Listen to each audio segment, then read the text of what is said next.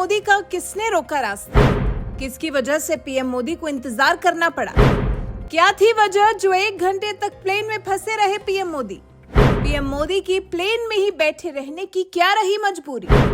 क्या हुआ ऐसा जो मोदी के लिए सुरक्षा एजेंसियों को अलर्ट होना पड़ा?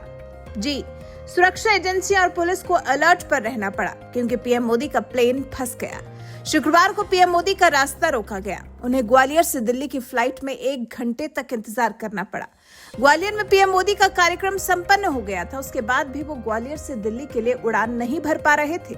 उनके प्लेन को क्लियरेंस नहीं मिल पा रहा था। कौन था वो जो पीएम मोदी के रास्ते का कांटा बन रहा था? कौन उन्हें दिल्ली पहुंचने से रोकना चाहता था? पीएम मोदी एमपी के अशोकनगर में एक कार्यक्रम में शामिल होने गए थे। ग्वालियर में पीएम मोदी की ट्रांजिट विजिट थी।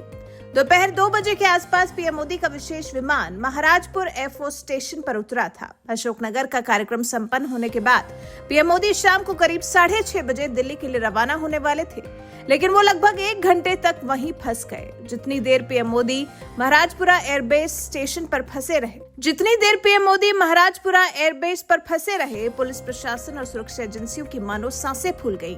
सभी को हाई अलर्ट पर रख दिया गया। अधिकारियों ने ही बताया कि इस दौरान पीएम मोदी 1 घंटे तक विमान के अंदर ही बैठे रहे।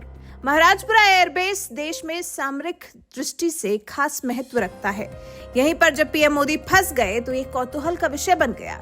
सभी की धड़कनें बढ़ी हुई थी क्योंकि पीएम मोदी का विमान अटका हुआ था। हालांकि पीएम मोदी का विमान रुकने की वजह कोई शख्स नहीं बल्कि आंधी तूफान था, जिसकी वजह से पीएम मोदी को क्लियरेंस नहीं मिल पा रहा था। शुक्रवार शाम को दिल्ली, नोएडा, गाजियाबाद, गुरुग्राम, फरीदाबाद में तेज आंधी चली। इस दौरान गुरुग्राम और गाजियाबाद के कुछ इलाकों में बड़े बड़े पेड़ और पोल भी गिर गए। ज्यादा से ज्यादा उड़ानें डाइवर्ट करनी पड़ी। इसी का नतीजा रहा जो पीएम मोदी का भी वहां पर प्लेन फंसा रहा।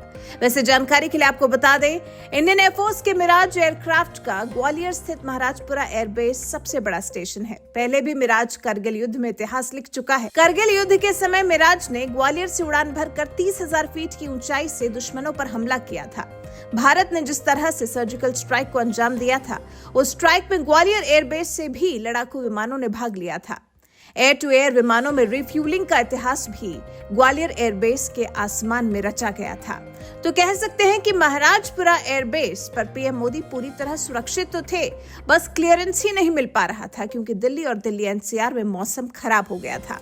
मौसम ने अचानक करवट ली थी। करीब 200 फ्लाइट्स की उड़ान में देरी दर्ज की गई। करीब 25 फ्लाइट्स को आसपास के एयरपोर्ट्स पर डाइवर्ट किया गया, जिसका परिणाम यह हुआ कि तापमान गुरुवार को 29.6 डिग्री सेल्सियस था, फिर गिरकर 35.8 डिग्री सेल्सियस हो गया।